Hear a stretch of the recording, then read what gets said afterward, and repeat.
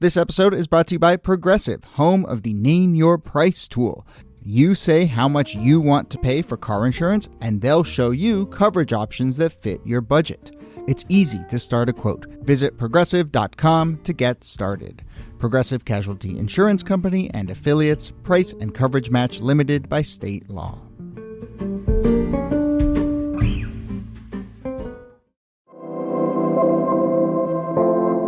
Hello and welcome to This Day in Esoteric Political History from Radiotopia. My name is Jody Avergan. And it is Thanksgiving Day, everyone. We hope you are gathering with family or friends or sitting on the couch in the dark by yourself, binging TV shows, whatever it is that brings you comfort and warmth. We hope you're doing that. And we trust that there is food. And so that is what we're going to talk about on this Thanksgiving special show. We were chatting about what we wanted to do and decided that we would host a potluck of sorts. Just a 3-person potluck, a small affair, but me, NIki, Kellie, each bringing some items to the party, a collection of some of our favorite food and drink related historical stories. So let's get into it. Let's light the candles. What do you do during a potluck? Put out the tablecloth. Pour some drinks. Pour some drinks. Here, as always, Nicole Hammer of Vanderbilt and Kellie Carter-Jackson of Wellesley. Happy Thanksgiving to both of you. Happy Thanksgiving, Jody. Happy Thanksgiving. At a potluck, what's your approach? If you're hosting, do you assign or do you just roll the dice and say, it's a potluck, bring what you can? Roll the dice? What? No. Sorry, Living life wild and on the edge. You get like 6 yam platters and no turkey. But isn't the point of a potluck a little bit of everyone's going to make what they feel inspired to make? Everyone would just bring wine and that's it. No, people can't be trusted. Ooh, I might be too much of a control freak to actually do a potluck, but if I did a potluck, I would make sure I knew exactly who was bringing what. At least you assign them the type of thing they're supposed to bring. And then you actually like check in with the reliable ones and make sure they're bringing like the stuff that you need. Yeah, I have heard of people saying bring a dish and someone actually just brought a dish. Like, not a meal, like the plate. And you're like, what is this? Yeah, that's just far too literal. Let me guess, was it a guy? They brought just one of those satellite dishes. That's right. Okay, and so that is what we've done here, right? We have assigned categories. So before we get into it, I want to ask some other potluck etiquette questions, but we should say to people that we do have categories. So, Kellie, you are on... I'm on the main dish. I'm on turkey, and I'm on my favorite dish, mac and cheese. All right, so that's the main food right there. And NIki, you are on... Naturally, I have desserts. And I have booze and alcohol. So we'll be bringing stories along those categories. Now, let me ask some other potluck-related questions. Well, first off, what do you like to bring to an actual potluck? Do you have something that is a go-to? For like a Thanksgiving potluck? Yeah, I have 2 things I always bring. I always make the mac and cheese, my mother's recipe. And I love canned cranberry sauce with the ridges. Like, I love it to slide out the can. I slice it up, and it's like the easiest thing to bring ever. But wait, do you try and hide that it came out of the can? Do you like smooth the ridges? No, you can't hide. It's got the ridges. You can't hide. The ridges are what make it taste good, Jody. Yes, right? yes. I love a good... And you just gave someone a hard time for bringing it just a dish? I mean, that's not that far removed. It's the best cranberry sauce ever. Ocean Spray, I agree, whatever. But still. It's good. And if I'm being extra, I will bring Hawaiian rolls because they're good on everything. Oh. Yep, you're not wrong. So I'm somebody who really loves to both cook and bake. So this is sort of when I do the most in trying to bring dishes. Mm-hmm. So I think that if somebody invited me and wanted me to bring something other than the turkey, I really like a good corn souffle because it's delicious and it's better than like creamed corn, and corn isn't fresh this time of year. So it's a really good side dish. I will bake any kind of bread. Just to have something like kind of special and that I've spent a couple days on. And I am a pie fiend, so I will absolutely, if allowed, bring at least a couple of pies. Like, you got to bring at least a couple, right? Yeah. I as is the case on this show, I'm happy to just bring a bottle of booze.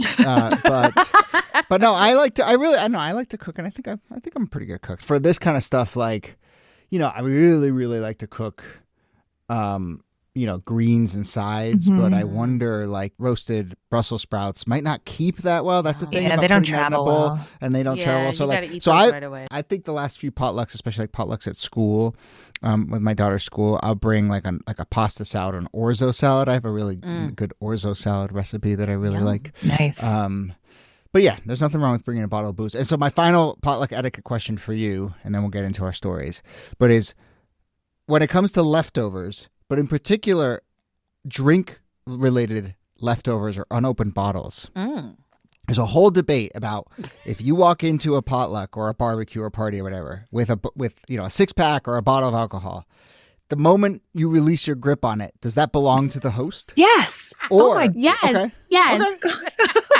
There's no world in which you notice at the end of the party, oh, no one touched this 6-pack because everyone else brought 6-packs. I'll just grab it and walk out with it. Unless the host is like, nobody is going to drink your garbage beer, take it with you. Then absolutely it belongs. I mean, they hosted you. That is a gift that you have brought them. Yeah. Yes. And I don't know if I've ever done this, but I could maybe convince myself that there's a world in which if it's like a unopened bottle and no one ever like acknowledged its presence, you could away in a corner, walk away with it, or you could like trade down. How about this? Can you trade down? You bring a nice bottle of booze, and then you see another, and it doesn't get touched, but you see a lesser tier bottle of booze. Can you walk out with that one? Once again, if somebody is like, I don't want your garbage gin because you brought the cheap stuff, like, thanks for your bathtub, alcohol. If it's toilet wine, you can take it. But I think other than that, what party are you going to that your gift was unacknowledged? And so you can't. I know, right? Sometimes you go to a party and no, but I mean, it's my favorite part of hosting is that like sometimes you walk away with like, or not walk away, but you're left with 6 bottles of wine, right? It's great. Yeah, exactly. I'll take if there's a pie I really like, I'll take some slices of pie home, or I'll take like, the little takeaway leftovers. That's fair game. I feel like nobody wants these leftovers until the next week. Like there's a statute of limitations. Oh my gosh. You'll take a piece of pie home from a potluck? Oh yeah, I will. It's going to be offered to you. Like I wouldn't smuggle it out. Do you like, Kellie? Do you like bring a big purse with some Tupperware in it? And you just when nobody's looking. I've brought Tupperware, but I feel like every good host has to-go boxes. Yep. I know I do because I don't want all the food. Like you would have food for weeks, So I tell people here are the to-go boxes. They make really cute ones at TJ Maxx, and then people will take them and load up. And then I always take the stuff that I want. I put it in like a little side dish and I hide it in the back of the fridge. So my husband won't eat my favorite portion. And then, I'm good. All right. Well, this is what this show is now. Yeah, exactly. All right. So much like, the potluck we were just describing, I think today it will be a combination of some food that we kind of eat a little too much of and we go deep, and then some stuff we just kind of sample and throw out there in little morsels. And, some of this stuff I think is going to be a mix. We don't know what we're bringing. That's part of the beauty of the potluck. Some of this stuff I think is stuff we've touched on the show in one way or another, and some of it is just from our own research. So I don't know, where do you start? I guess we can't start with dessert, right? Got to start with turkey. So we're going to start with turkey? Okay, Kellie. Yeah. You're up. Main dish. Okay, so I went down a turkey hole. Can't really say rabbit hole. Turkey hole with this. It's a lot. I did not realize that the turkey, these conversations go back so far. So allegedly, Benjamin Franklin had tried to make the turkey like the official national bird. And I was like, I heard about this. And of course, I looked it up and, Mythbusters, not true, didn't happen. Ooh. But I know, right? I was like, oh, man. I wanted to believe that one. I know. He loved turkeys, though. He liked turkeys. He did not like the bald eagle. He said, and I quote, "The bald eagle is a bird of bad moral character. He does not get his living honestly. He is too lazy to fish for himself." And I was like, wait, what? Wow, burn. I don't know why he would say that. But then he goes on to say that the turkey is a much more respectable bird, and it is of true original Native America. And he says, besides the fact that the turkey is a little vain and a little silly, it is also a bird of courage. I was like, okay. But that's all he pretty much said. He liked the bird. He thought it was an important symbol, but he wasn't advocating to make it the actual bird. So I was like, okay, all right. And, turkeys are beautiful birds. And if you have seen them in the wild, like I do a lot because I live in New England and they're everywhere. I once had like a flock of like 30 turkeys just walk through my backyard. They're kind of vicious though. I'm not going to lie. Like, do not get in front of a turkey and their kin. They will go after you. But turkeys have been sort of like a traditional dish around Thanksgiving as far back as the Civil War. So it's Tad Lincoln, Abraham Lincoln's son, that basically says to his dad during Thanksgiving Day, hey, Dad, can you spare this turkey? I named my turkey Jack, and I really don't want you to kill him. And so I guess President Lincoln was feeling particularly merciful during a moment of war, and he said that he would pardon the turkey. And that kind of kicked it off. Now, it didn't become a tradition just then. It was just a story. It happened. Yeah. Pardon the turkey. People talked about it. But then going forward in 1947, President Harry Truman pardons the first national Thanksgiving turkey. And then it kind of becomes a thing from there on out. Like Kennedy is doing it. The Bushes are doing it. The Clintons, everybody's doing it. Figures it would start with a soft on crime Democrat. Yeah, yes. I know, right? The crazy thing about this, though, is that for all the turkeys, when they pardon all of them, they go to like this kind of like a petting zoo in Virginia, basically, where kids can come and play with the turkeys. And they found that after over a decade or plus of doing this at this petting zoo, that the turkey had an average life expectancy of just 2 years. So I was like, it's not very long. It's not much of a reprieve. So apparently the pardon is temporary, if you know what I mean. They don't live very long afterwards. That's what I've got. That is a lot of turkey lore. It is. And it's interesting because I feel like the turkey has kind of fallen out of favor in recent years. Like people are really down on turkeys. It's kind of like dry. Oh, there's a reason we only eat them once a year. But we have been eating them for Thanksgiving for a very long time. And it does feel like a tradition worth upholding, to eat the most courageous bird, to imbibe all of its qualities along with its dry breast meat. Yeah. Good. I mean, it's bigger than chicken, right? I feel like that if you're trying to feed a lot of people, turkey is just the way to go. Like you can't do Cornish hens. You know what I mean? You have to go stingy, big. miserly.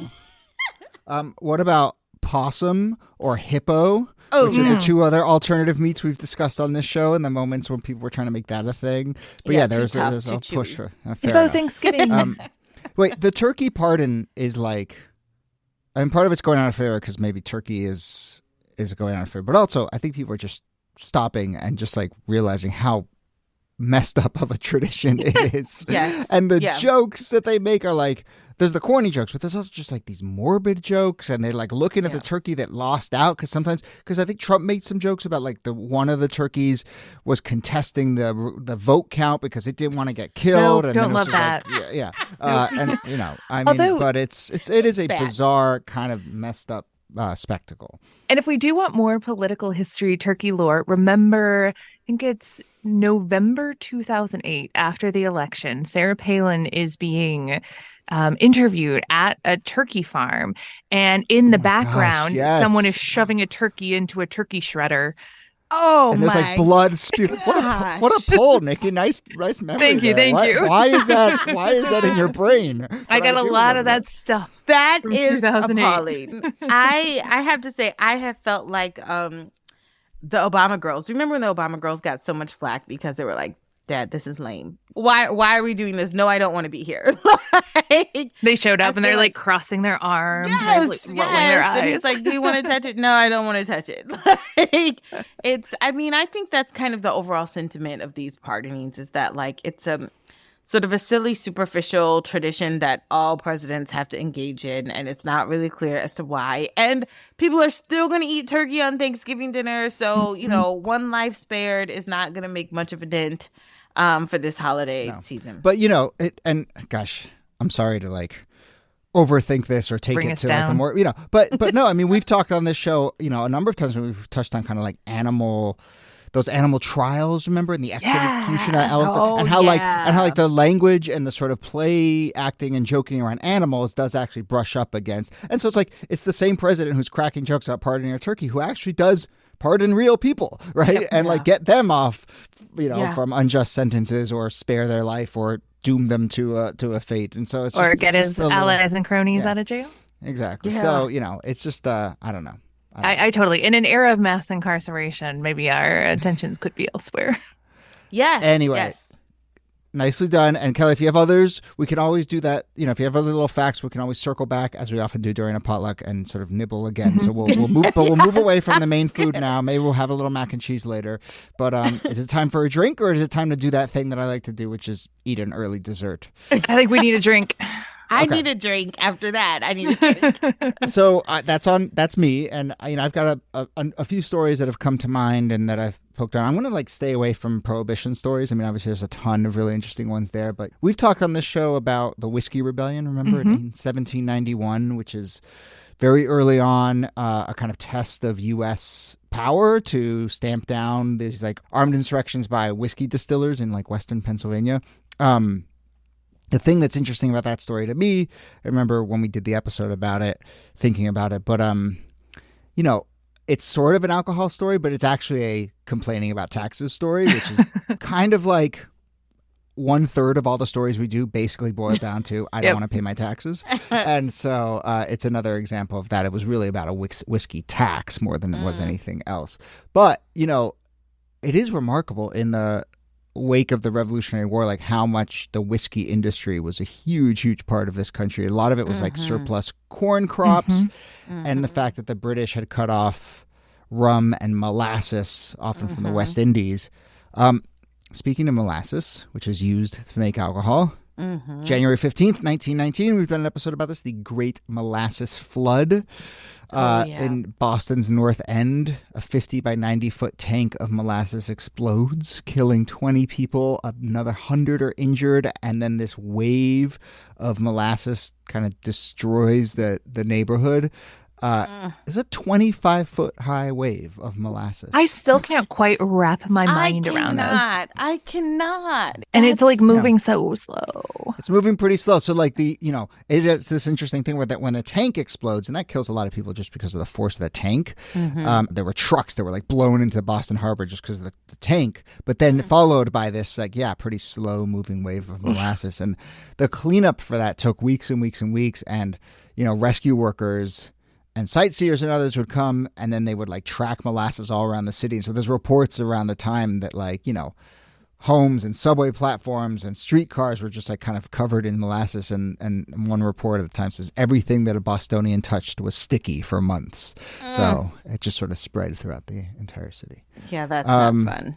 Yeah, but we did an episode on that too. It was a good and one. Doesn't smell good either. I imagine after a while. I mean, it's better than other things you can store in a tank exploding, but could be worse is what you're saying. Could be worse. It could be worse. I've got a couple more, but maybe that's 2 drinks is enough for right now. I think we should 2 drinks is enough to start drifting toward the dessert table.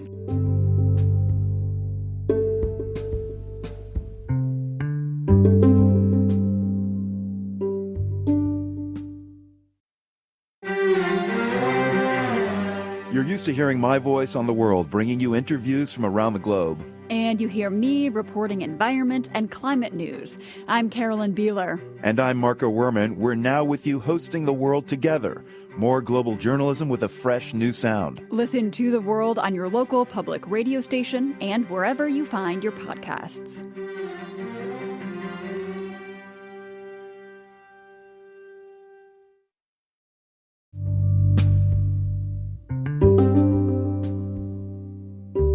So the first thing that I've brought for us for dessert is pecan pie. First of all, we need to settle the debate. Pecan pie. Pecan. Where do you land, Jody? I think I say pecan. Pecan. All right. In part because there's a song that talks about pecan pie, and it just like works better in the song. Yeah. And then that's just stuck in my head. But I think the pie is from the South, and I think in the South you say pecan, right? Well, I do have Am I wrong? This is a Kellie question. What do they say in Texas? I feel like because I'm a nomad, I say both. So if I'm talking about the ice cream, I'll say butter pecan, and if I'm talking about the pie, I'll say pecan pie. So I don't. That's fascinating. Well, apparently there are 4 acceptable pronunciations of the word. I'm going to say pecan because that's what I grew up with. Okay. But just know that all are welcome here. Wait, what are the pecan, pecan, and pickin'? Pickin'? What? There's 3 exceptions. Who says pickin'? You know who says pickin'. Some pickin' pie. But Jody, you are right about the Southern nature of this. And the reason that I was deferring to Kellie is because the pecan pie, as we know it now, originates from Texas. Texas is the place, even though it's not like the heartland of pecans, it is the place where baking them into big old sugar pies became a thing. And the first kind of modern recipe we have is from 1898, and it appears in a St. Louis cookbook, but it was sent in by a cook from Texas. So we're going to call this a Texas pie. I think that's fair. But it is also one of those pies that doesn't have a ton of different variations. Yes, you can put like whiskey and bourbon in it. Maybe you put a little chocolate or coconut on it. But the pie itself is incredibly standard. And that is where this story becomes a story of capitalism. Because the reason we only have basically like one pecan pie recipe is because of Caro syrup. Mm-hmm. You guys ever bake pecan pies? I have not. It's not my It's the favorite. go-to It's my pie least in my favorite. family, and I have many opinions, which I will save. For Okay, I'm very excited about this debate. But so as you may know, pecan pie is sickeningly sweet, and it's sickeningly sweet because it has this corn syrup in it. And Caro is branding its corn syrup in the 1920s, and when it starts selling these bottles, it has a recipe for pecan pie on it because that's kind of both the go-to corn syrup recipe, but you also use a lot of corn syrup in it, so it encourages the consumption of corn syrup, and that's basically the recipe that people still use today 100 years later. It's basically the source that people use for a traditional pecan pie recipe.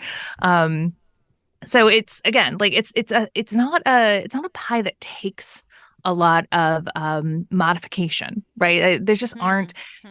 You can throw pecans on other pies, but the traditional sugar pie, pecan pie, has been basically set in stone since about 1925.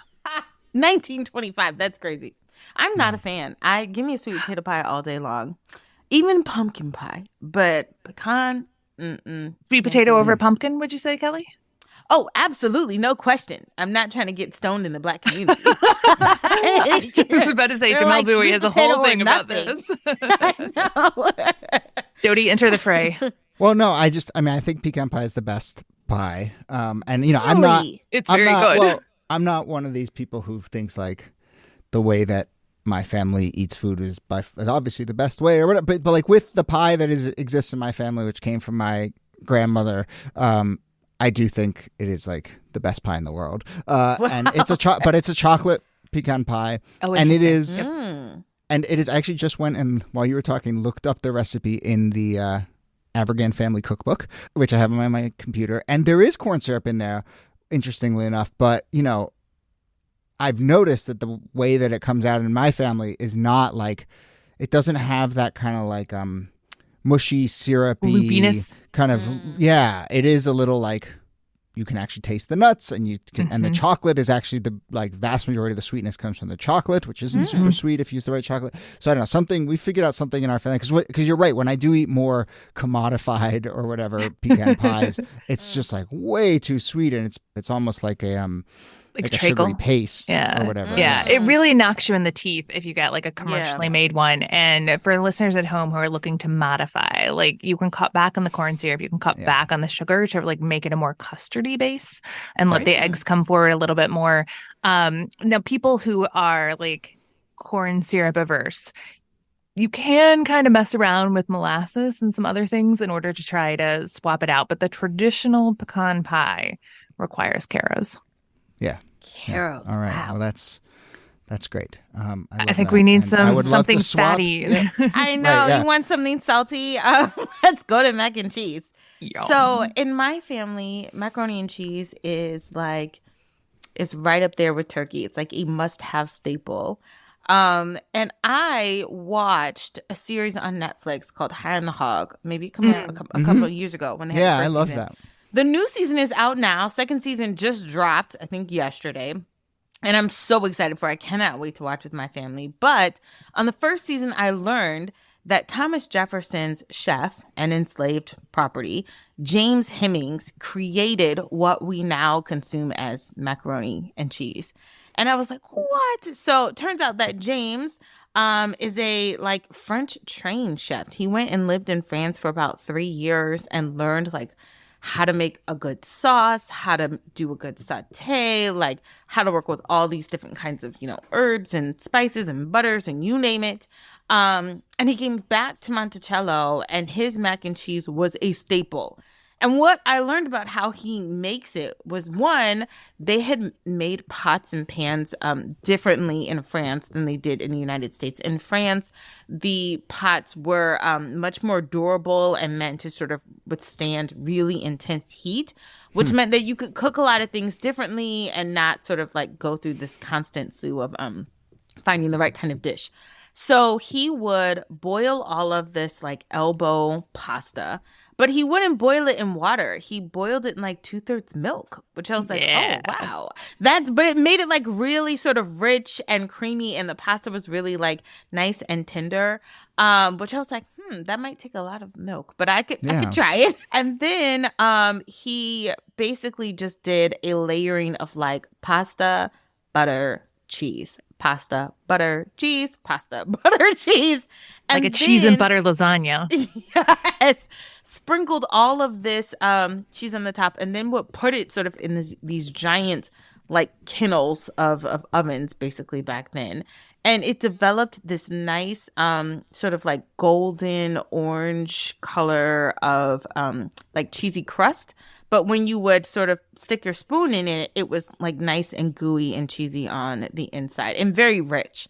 So I tried making macaroni and cheese like that. It actually is a little too rich for me. I think I don't like creamy mac and cheese. I like mac and cheese with the egg, almost like a souffle sort of, or a quiche. I feel like mac and cheese should stand up on its own. And so I don't know, he has a fascinating life. He creates a lot of different dishes, and also kind of has a sad life as well. I mean, he's enslaved, but he's also making money on the side so that he can purchase his freedom. He negotiates a deal with Thomas Jefferson to purchase his freedom. And shortly after he gets his freedom, he doesn't live much longer. And people aren't clear as to how he died. Some people say it was suicide. Some people say that, it was alcoholism.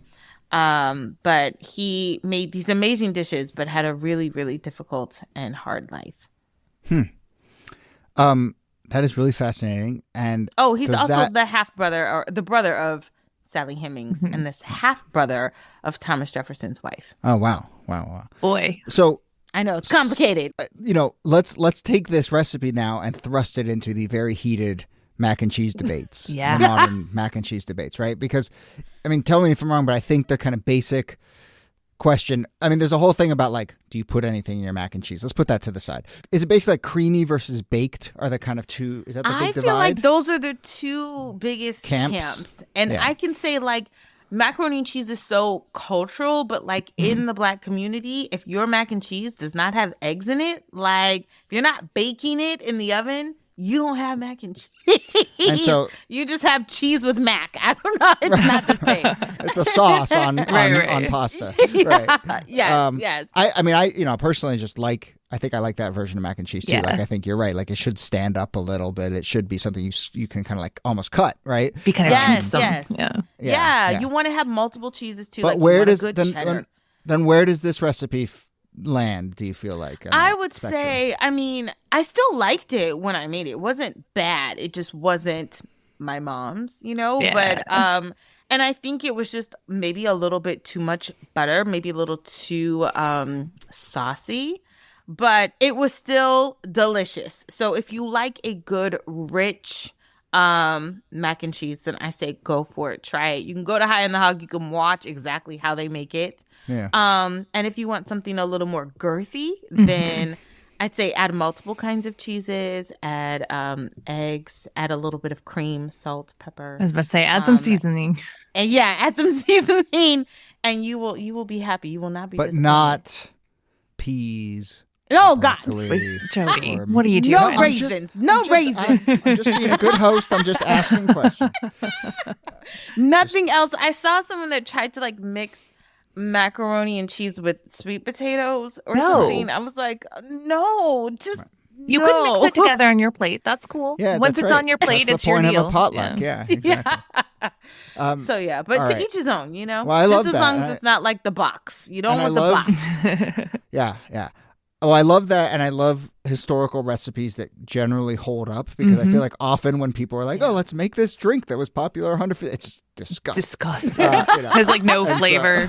yeah. Or like milk based. Yeah, a lot of milk drinks, drinks. especially were like milk based. So I actually have a story about Yeah. a milk based drink, but also I have a Jefferson related story as well, which plays off what you just talked about, Kellie. So I didn't know this at all, and I don't want to say too much because I think we should do this episode, but apparently a collection of wine bottles that supposedly was owned by Thomas Jefferson was discovered like not that long ago, maybe like 15, 20 years ago, and they were engraved with the initials, THJ, dated to the late 1700s. And then there's this, huge debate with historians and wine experts, both groups of people who I think have lots of strong opinions about provenance. And some people were suggesting they were fakes and so forth. So there's a really interesting mystery about Thomas Jefferson's wine still kicking about. So There's maybe- still wine in it, like it's not I gone think so. bad. Or... I think so. I mean, it might have gone bad. Has it gone I know. bad? It's another question. There's because liquid in the are bottle. bottle's still in there. Yeah, I know.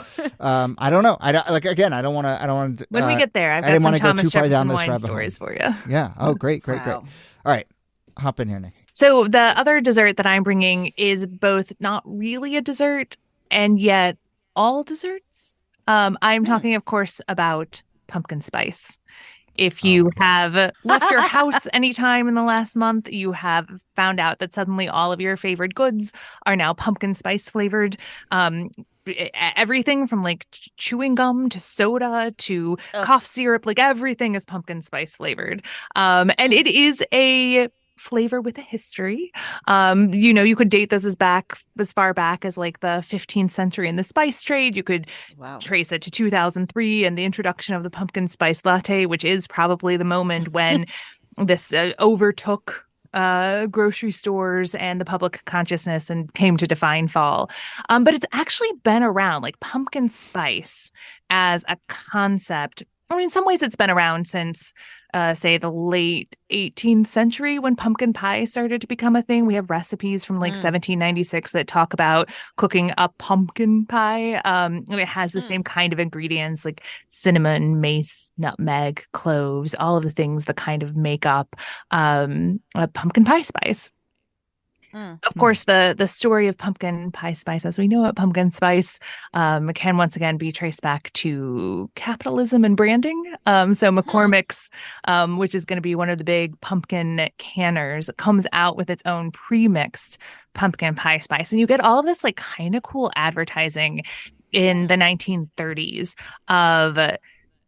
so you have like this, I'm looking at one of them now from 1934, I think, of a woman talking to her mom, and she asks, "Mother, why is it your pumpkin pies are never failures?" And she says, "TNT pumpkin pie spice, my dear, makes them perfect every time." And the idea that you would have like, just like you could go to the store, And instead of buying like bulk spices, you can now buy spices in little jars. So that's something that's emerging in the 1930s.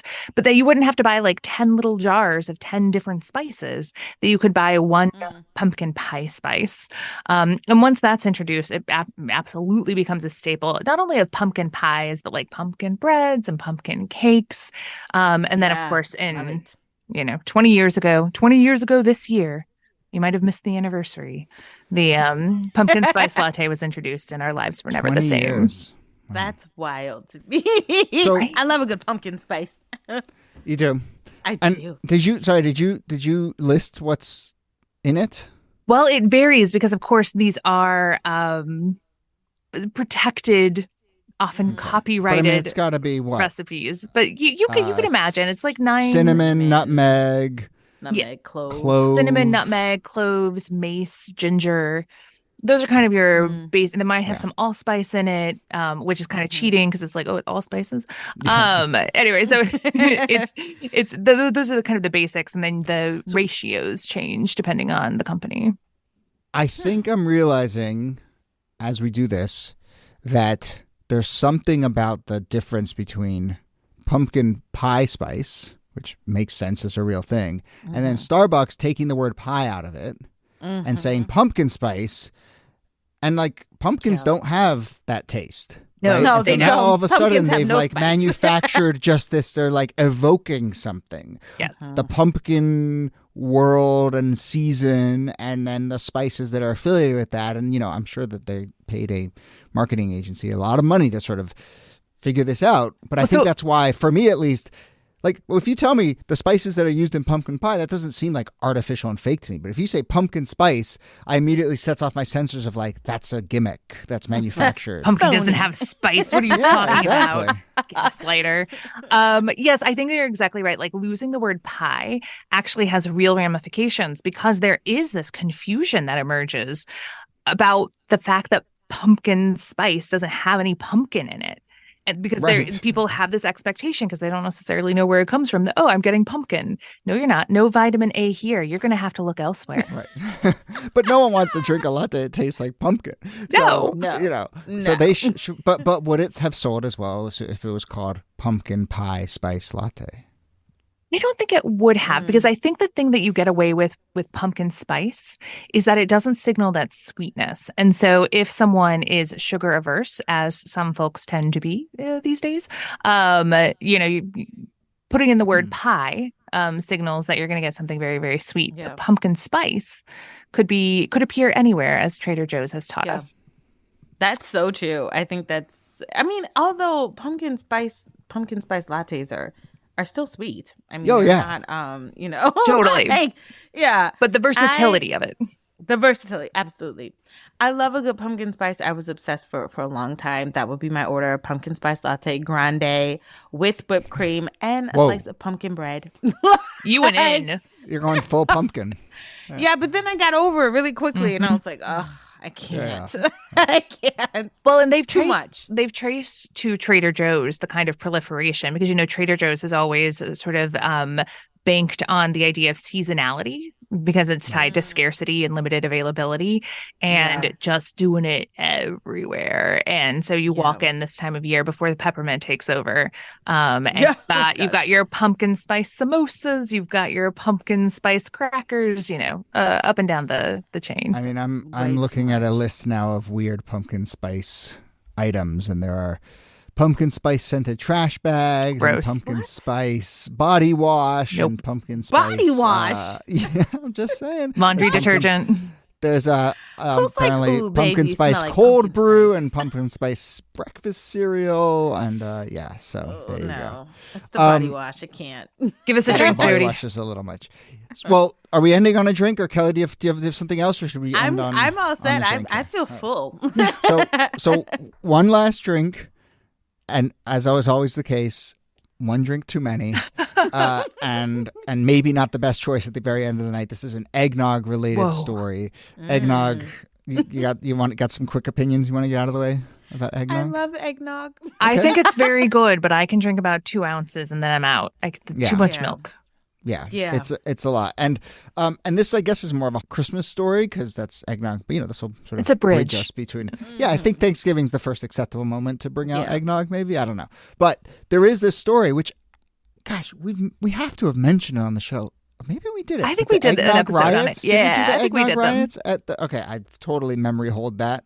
Nevertheless, the eggnog riots at West Point. It's funny. I remember a podcast episode I listened to about it, and I don't remember the podcast episode I apparently hosted about it several years ago. But there were these eggnog riots, also known as the Grog Mutiny, in 1826 at West Point, which is, part of this story is pretty early in U.S. history. The U.S. military is trying to kind of formalize itself and have systems in place and structure and formality. And like West Point is a fairly early institution, fairly young institution at that point, and it's kind of like not very well run. And so part of the story is that like the kids are like super rebellious and, the administration doesn't know how to control them and they are smuggling whiskey in, and they apparently there's this night, the night before Christmas, where they just go wild, and there's vandalism and there's people pulling all sorts of shenanigans at West Point, and it eventually kind of turns into what's referred to as a riot. I mean, people were like sort of destroying things and running around. And then, it spirals into this interesting thing of like, was an attempt to like cover it up and not let any of it get out. But of course, word does get out, and so it becomes a whole scandal because of that. And so it's just sort of it's a funny story, and a lot of the details in it about the drunken shenanigans that night are really interesting, but also the kind of like moment in U.S. political and military history is really interesting. And it's also, I mean, to me, another moment of like Jefferson Davis was I was like, about to say, I thought it. Jefferson Davis was involved. Yeah. And again, it's like a nice reminder that like leading into the Civil War, a lot of these folks had gone to military school together. Yeah. And It's a small world. And some of them decided to not betray the Union, and some of them decided to do that, and it's a very small world. But yeah, Jefferson Davis was part of the drunken shenanigans at West Point on Christmas Eve of 1820. Somehow that doesn't surprise me. Correct. Yes. All right. Well, that brings us to the end of the potluck. So there are to-go boxes by the door. Jody's going to be stealing back all the wine. If we catch you with a bottle of booze underneath your heavy coat, you're going to be in big trouble. You're never going to be invited again. Jody walks out, clink, clink, clink, clink, clink. I know. But no, this was really fun, and hopefully folks are, again, having a wonderful Thanksgiving. And of course, we are so thankful I'm thankful for the two of you. I'm thankful for Brittany and Jacob and Carla, who helped make this show, and Radiotopia, and especially thankful for the community of listeners we have here. I guess I will end the show in that spirit, the way I always end the show, which is to say, Nicole Hemmer, Kellie Carter-Jackson, thanks to you. Thank you, Jody. My pleasure.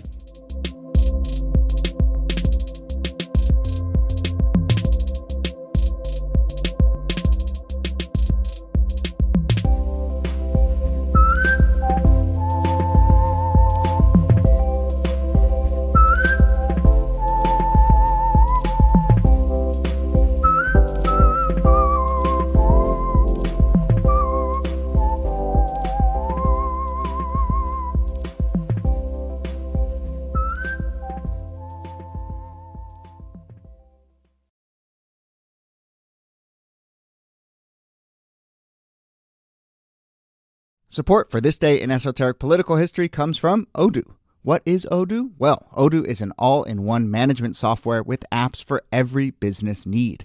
Odoo has apps for CRM, accounting, sales, HR, inventory, manufacturing, and everything in between.